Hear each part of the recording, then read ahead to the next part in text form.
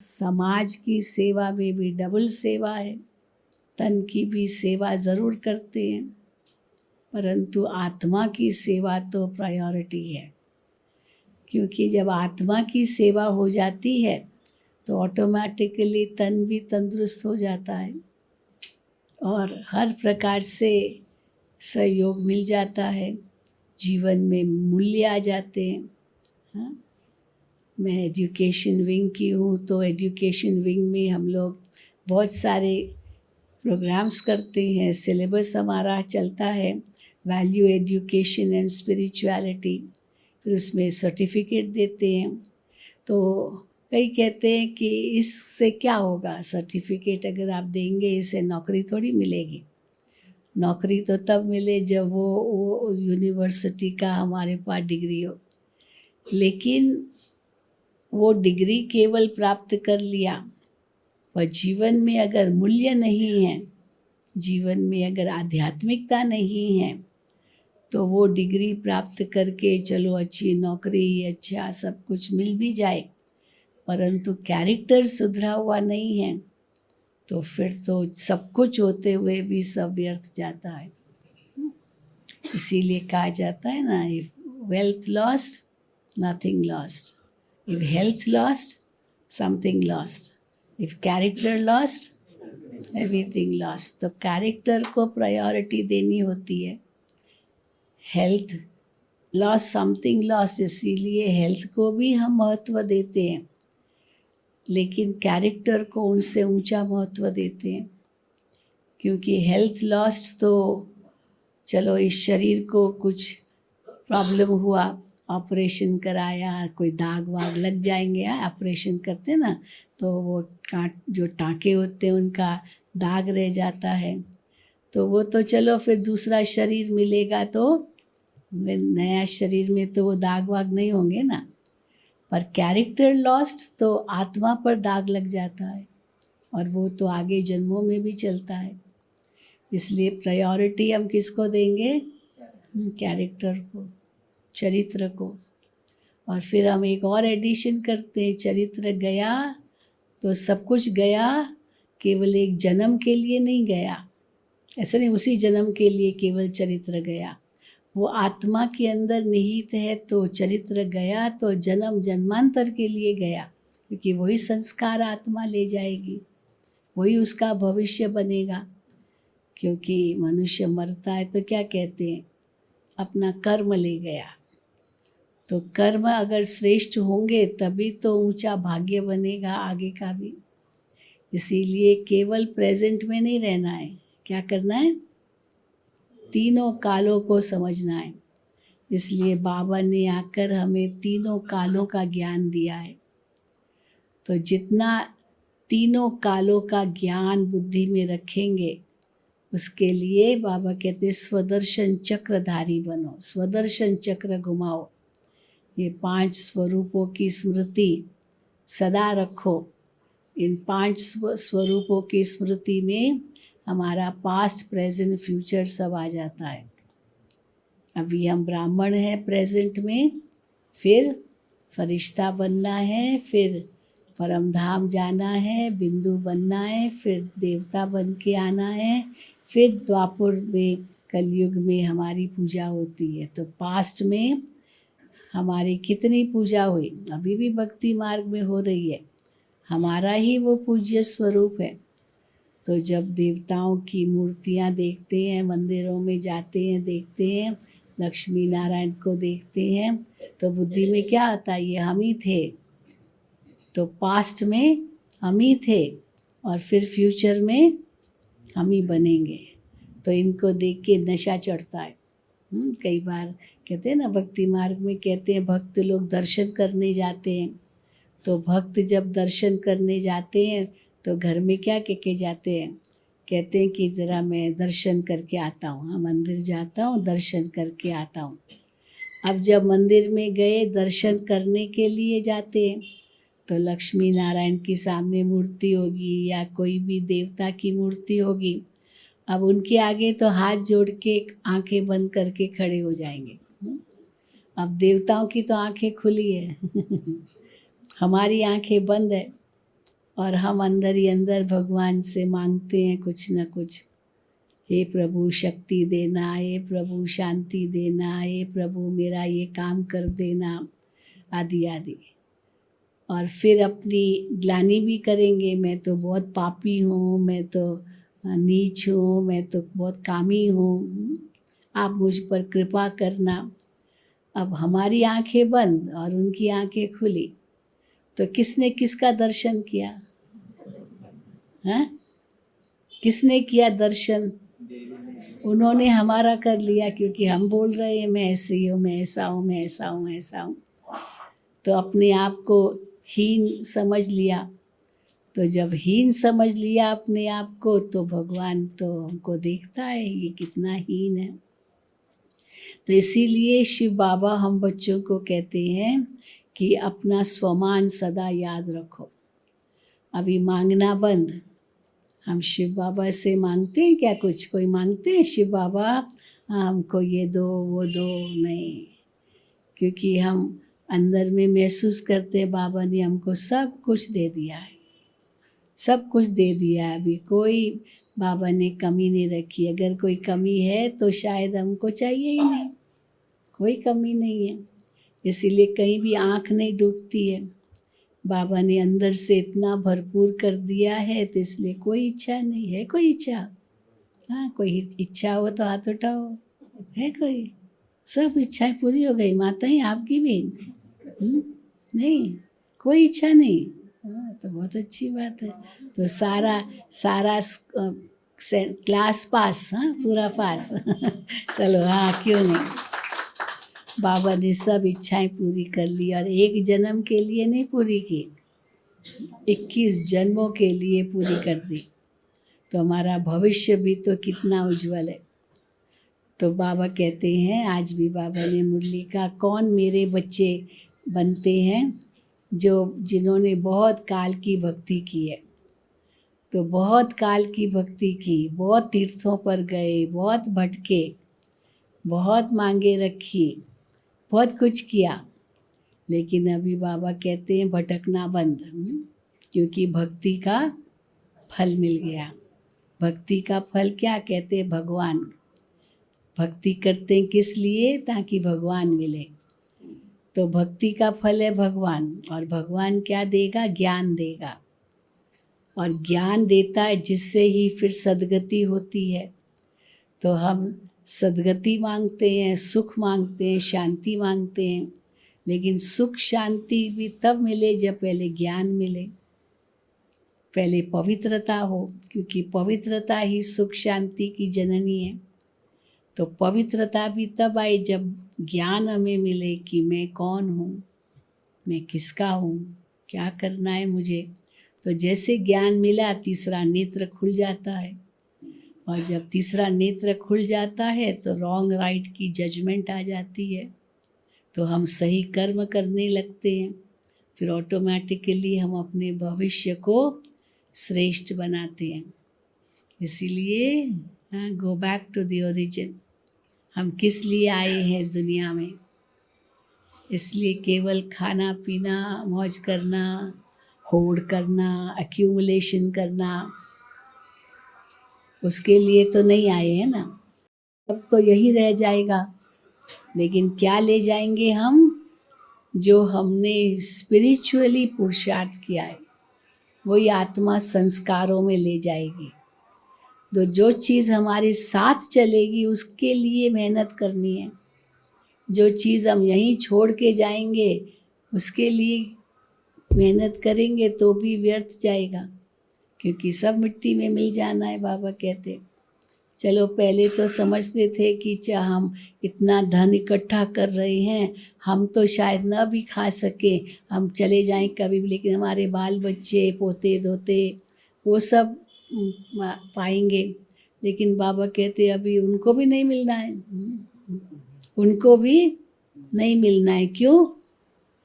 वो थोड़ी कोई सब पीढ़ियों के पीछे पीढ़ी चलेगी, नहीं, वो भी सब खत्म। अंतिम जन्म है, तो अंतिम जन्म में आत्मा अपना कल्याण करे और दूसरों का भी ज़रूर कल्याण करे। Charity begins at home.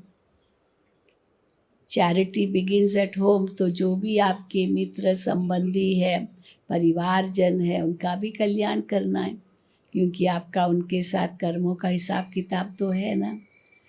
तो सेल्फलेस बन जाते हैं, सेल्फिश नहीं। सेल्फलेस माना हाँ, सबकी सेवा में मेरी भी सेवा, लेकिन आत्मा की सेवा। और आत्मा की सेवा हो गई तो शरीर तो उसके पीछे पीछे है ही। आत्मा श्रेष्ठ है तो बाबा कहते हैं शरीर भी श्रेष्ठ मिलेगा। आत्मा सोना बन गई तो शरीर रूपी जेवर भी इतना ही सुंदर होगा। इसलिए अभी जो है बाबा कहते हैं उसमें संतुष्ट रहो। अभी हमें बाबा से कुछ मांगना नहीं है, लेकिन क्या करना है, बाबा को थैंक्स देना है। हाँ, बाबा थैंक्स, आपने हमको इतना दिया।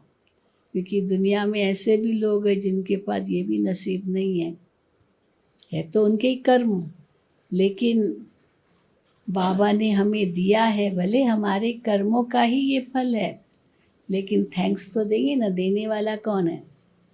देने वाला तो बाबा है ना। परंतु ये जो कुछ हमारे पास है वो भी उसने ही तो दिया है, तो उसको तो देखते नहीं है कि किसने दिया है ये सब, और ही मांगते रहते हैं। इसलिए बाबा कहते हैं कि अभी मांगना बंद। कोई भी चीज़ इस कलयुगी दुनिया की मांगनी नहीं है, क्योंकि ये सब मिट्टी में मिल जाना है, सब खत्म होना है। इनके पीछे पीछे नहीं भागना है, क्योंकि आत्मा अगर अंतर में संतुष्ट है तो कोई भी इच्छाएं नहीं होगी इस दुनिया की। परंतु अगर अंदर में खाली है तो इच्छाएं तो अनगिनत है, जितना मिलेगा उतना और चाहिए। इसीलिए कहा जाता है ना, लोभी नर कंगाल है। जो लोभी होता है ना वो सदा कंगाल ही है, चाहे कितना भी उसे मिल जाए तो भी वो कभी तृप्त नहीं होगा, कभी संतुष्ट नहीं होगा, तो सदा कंगाल है। पर निर्लोभी वो सदा सुखी है, क्योंकि परमात्मा से उनको मिलता ही रहता है। तो इसीलिए बाबा कहते हैं हमेशा अपने आप को सर्व प्राप्ति संपन्न महसूस करो। बाबा ने बहुत कुछ दिया है। अभी जो हमारा पुरुषार्थ केवल वर्तमान की बात नहीं है, भविष्य के लिए भी है। अभी जो हम करेंगे वही भविष्य बनेगा। इसीलिए भविष्य का भी ध्यान रखते हैं कि 21 जन्मों तक बाबा हमको प्राप्ति कराते, और अभी नहीं किया तो फिर कभी नहीं, क्योंकि कल्प कल्प की बाजी है, फिर हर कल्प में ऐसा ही होगा। तो इसीलिए कहा जाता है जो करना है अभी कर। कल करना सो आज कर, आज करना सो अभी कर। हाँ, पल में प्रलय हो जाएगी, फिर कभी कर। हाँ, इसीलिए चलो दुनिया का विनाश न भी हो, हमारा हो जाए तो। हाँ, आज बैठे बैठे हार्ट अटैक आ जाता है, बैठे बैठे पता नहीं क्या क्या होता रहता है। तो हर पल बाबा कहते अपना अंतिम पल समझो। हमारी मम्मा तो यही कहती थी। मम्मा से कई पूछते थे कि मम्मा हम अपनी पुरुषार्थ को आगे बढ़ाएं। मम्मा कहती थी हर क्षण अपना अंतिम क्षण समझो। हर क्षण अंतिम क्षण समझो, तो पुरुषार्थ आपका अपने आप बढ़ेगा। जो बताते ना, एक मिसाल देते हैं कि एक व्यक्ति अपने गुरु के पास गया तो कहता है कि मैं भक्ति कब से शुरू करूं। तो गुरु जी ने कहा मरने से एक दिन पहले। मैं कब से भक्ति शुरू करूं, क्योंकि हमेशा कहता था गुरु की भक्ति करो, भगवान को याद करो, ये करो वो करो। हाँ, पद तो कभी भी कुछ भी हो जाए ये करो। तो गुरु से पूछता है कि मैं कब से शुरू करूं, तो कहा कि आज से शुरू करो। हाँ, आज से ही शुरू करो। तो उसने कहा आज से शुरू करूं? तो कैसे आज से शुरू करूं? तो इसलिए गुरु ने कहा हमेशा सोचो, हाँ कल नहीं आएगा, कल नहीं आएगा, इसलिए जो करना है वो अभी कर। कल आता ही नहीं है, आता है कल? जब कल कहेंगे टुमारो, तो वो टुमारो तो टुडे बन जाता है ना, वो टुमारो तो नहीं आएगा ना, आएगा टुमारो? हाँ, टुमारो नेवर कम्स, वो टुडे में बदल जाएगा। अब वो टुडे में बदल गया तो फिर टुमारो कब आएगा? जो कल करेंगे, कल करेंगे, ये अगर कहना माना कल तो आएगा ही नहीं। इसीलिए कहा कल का नाम काल है, कल का नाम काल है, काल माना मृत्यु। तो कल कल करते काल खा जाएगा, पता ही नहीं चलेगा। बच्चे भी एग्ज़ाम के लिए पढ़ते हैं तो रोज़ कहे हाँ मैं कल पढ़ूंगा, अभी तो एग्ज़ाम्स में बहुत टाइम है, एग्ज़ाम्स में बहुत टाइम है। तो कल कल कल कल करते रहेंगे और एग्ज़ाम का दिन आ गया, अरे मैं तो पढ़ा ही नहीं। पर it is too late then. कई पूछते बाबा जब अव्यक्त बाप दादा फर्स्ट टाइमर्स से मिलते थे तो बाबा फर्स्ट टाइमर्स को उठाकर कहते थे कि बच्चे लेट आए हो लेकिन टू लेट नहीं आए हो। लेट आए हो क्योंकि जिन्होंने शुरू से बाबा की पालना ली, बाबा मम्मा दादियाँ इनकी पालना ली, तो उनकी भेंट में जो बाद में आते हैं उन्होंने तो उतनी नहीं ली पालना, इसलिए लेट तो आए हो पर टू लेट नहीं आए हो। तो किसी ने हमसे प्रश्न किया टू लेट कब होगा आखिर, टू लेट अभी आया है या नहीं? तो हमने कहा कि टू लेट माना अभी कुछ नहीं कर सकते हो, तब कहेंगे टू लेट। अभी जैसे हाउसफुल हो गया, भाई नो सीट वैकेंसी, या टू लेट, हाँ टू लेट हो। तो अभी तक तो फिर भी सारी बाबा कहते वो म्यूजिकल चेयर्स की सब कुर्सियाँ खाली है। अभी तक बाबा ने कोई घोषित ही नहीं किया है कौन सेकंड लक्ष्मी नारायण बनेंगे, घोषित हुआ है क्या? तो इसका मतलब अभी तक कुर्सियाँ खाली है ना। फर्स्ट लक्ष्मी नारायण तो घोषित हो गई, चलो ब्रह्मा सरस्वती बनेंगे मम्मा बाबा, पर सेकंड, फिर उसके बाद की गदियाँ अभी तक कुछ भी घोषित नहीं हुआ है। तो इसीलिए टू लेट अभी तक नहीं है।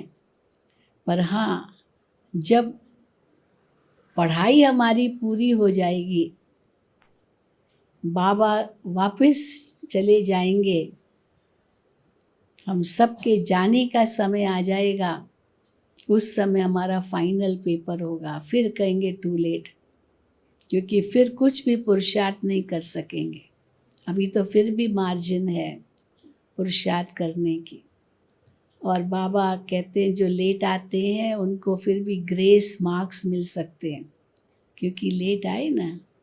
तो लेट आए तो भले लेट आए लेकिन फिर भी लास्ट सो फास्ट जा सकते हैं और फर्स्ट आ सकते हैं, अभी भी you still have a margin to cover.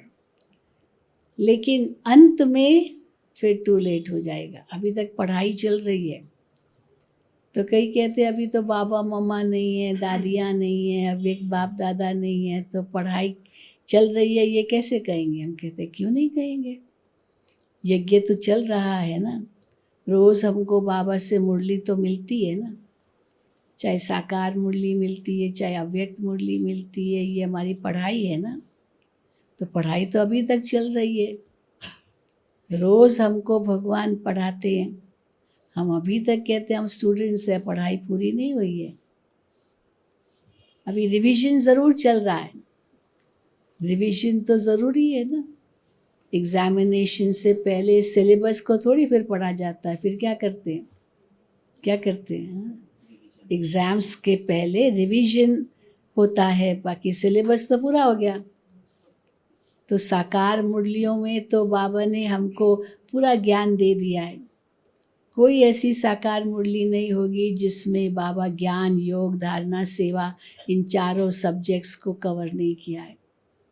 तो इसीलिए पढ़ाई तो हमारी साकार मुरलियाँ हैं। तो अव्यक्त मुरलियाँ क्या है? उस पढ़ाई जिसको बाबा कई बार कहते हैं साकार मुरलियाँ जो है वो उससे हीरे पैदा हुए, लेकिन वो हीरों को पॉलिश करना, हीरों को चमक देना, ये अव्यक्त मुरलियाँ हैं। नया ज्ञान नहीं है अव्यक्त मुरलियों में। ये थोड़ी है साकार मुरली में बाबा ने कहा कल्प 5000 वर्ष का है और अव्यक्त मुरली में कह दिया 6000 वर्ष का है। ये कहा क्या कभी? तो हमारा जो कोर्स है वो तो साकार मुरलियाँ हैं, लेकिन अव्यक्त मुरलियाँ उस कोर्स में फोर्स भरना है। बाबा ने यही कहा अव्यक्त मुरलियों में, अब इस कोर्स में फोर्स भरना है। अभी तक तो शिव बाबा ब्रह्मा द्वारा पढ़ाते रहे, अब ब्रह्मा अव्यक्त हुए तो अभी ब्रह्मा बाप समान बनना है, ब्रह्मा बाप को फॉलो करना है, एग्जाम्पल सेट करना है, सबके लिए उदाहरण बनना है, क्योंकि अनेक आत्माएं आने वाली है। इसलिए जो अनेक आत्माएं आएंगी उनके लिए हमें एग्जाम्पल बनना है। तो ये नहीं कहना है बाबा चला गया, दादियाँ चली गई, अब एक पाठ पूरा हो गया, अभी क्या, क्यों नहीं है? बाबा ने हम बच्चों को तैयार किया है, तो हम बच्चे कहाँ तक उस श्रीमत का पालन कर रहे हैं, क्योंकि हमारे पीछे और बहुत है जो हमको देख करके फॉलो करेंगे। इसीलिए ये कभी नहीं सोचे कि पढ़ाई तो पूरी हो गई।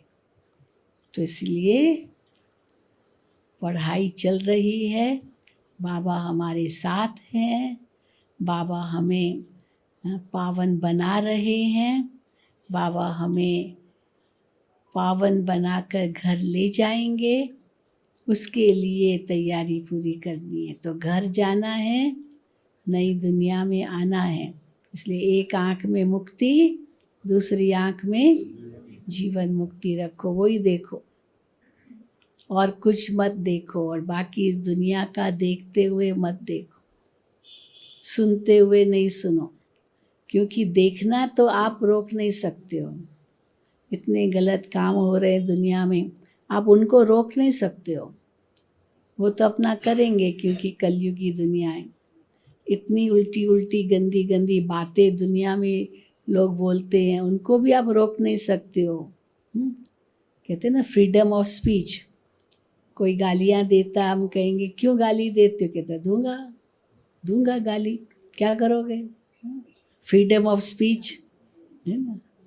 हमारे प्राइम मिनिस्टर को कितनी गालियाँ देते हैं वो क्या करता है?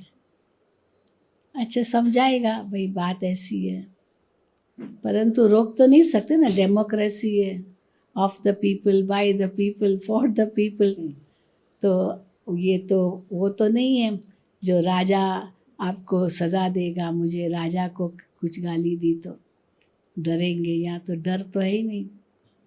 हाँ, परंतु धर्मराज तो है ना, तो इसीलिए कोई भी गलत काम मत करो, गलत काम किया तो सज़ा मिलेगी। Don't take the law in your hand, कहते हैं ना, लॉ को अपने हाथ में नहीं उठाओ।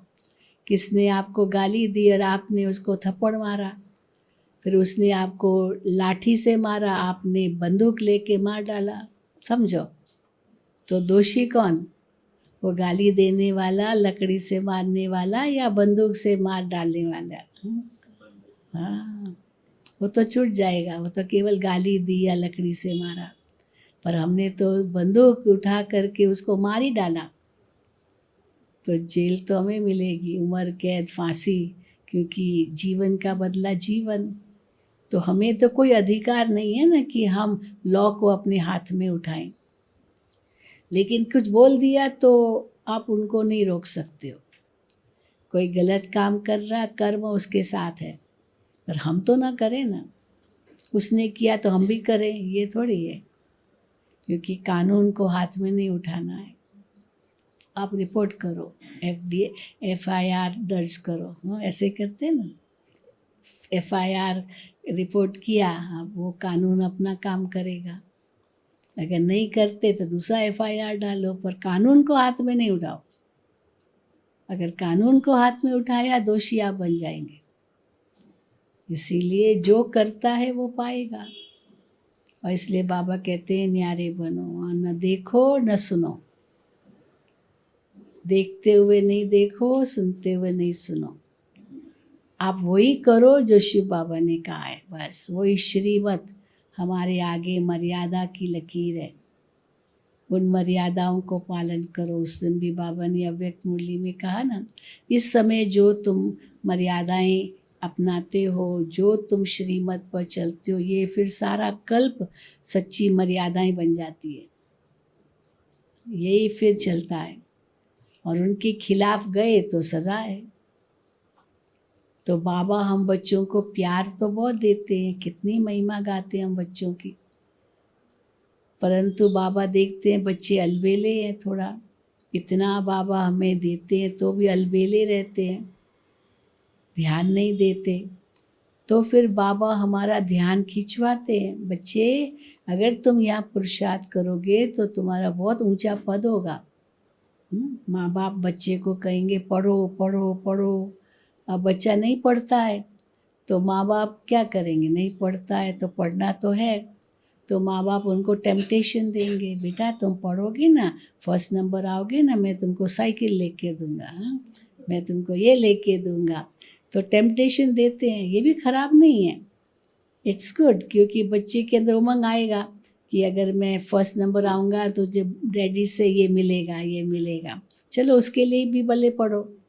तो बाबा भी हमको टेम्पटेशन बहुत देते हैं, बच्चे तुम ऊंच पद पाओगे, तुम स्वर्ग के मालिक बनोगे, और फिर भी नहीं सुधरते तो हाँ, फिर थर्ड स्टेज क्या है? खाओ सज़ा क्योंकि सुधरना तो है ही है। तो या तो योग बल से या तो सज़ा बल से, ओनली 2 ऑप्शंस है, तीसरा कोई ऑप्शन है ही नहीं। या तो योग बल से पावन बनो या तो सज़ा बल से पावन बनो। और सज़ाएं खाकर जाएंगे तो बाबा कई बार कहते हैं मानी क्या मिलेगी, मानी और मोचरा, ये सिंधी में कहते हैं। मानी माना रोटी का टुकड़ा मिला, पर साथ में थप्पड़ भी मिली और जूता भी लगा। रोटी तो दी पर थप्पड़ मार करके रोटी दी, तो आप कहेंगे भाई मुझे ऐसे रोटी चाहिए ही नहीं, थप्पड़ मार के रोटी दी, लो खाओ। हाँ, गाली दे के रोटी दी, तो ये भी तो ऐसे होगा ना। सज़ा खा के फिर थोड़ा बड़ा पद पा लिया, कौन सा पद पाना है? ऊंच पद पाना है ना। तो उसके लिए बाबा के सच्चे आज्ञाकारी बनना है, तीनों कालों को बुद्धि में रखना है, स्वदर्शन चक्र, 5 स्वरूपों को याद करके ये स्वदर्शन चक्र चला के विकारों का गला काटना है, पावन बनना है, शुद्ध बनना है, घर चलना है बाबा के साथ, फिर नई दुनिया में आना है। हाँ, यही है स्वदर्शन चक्र चलाना।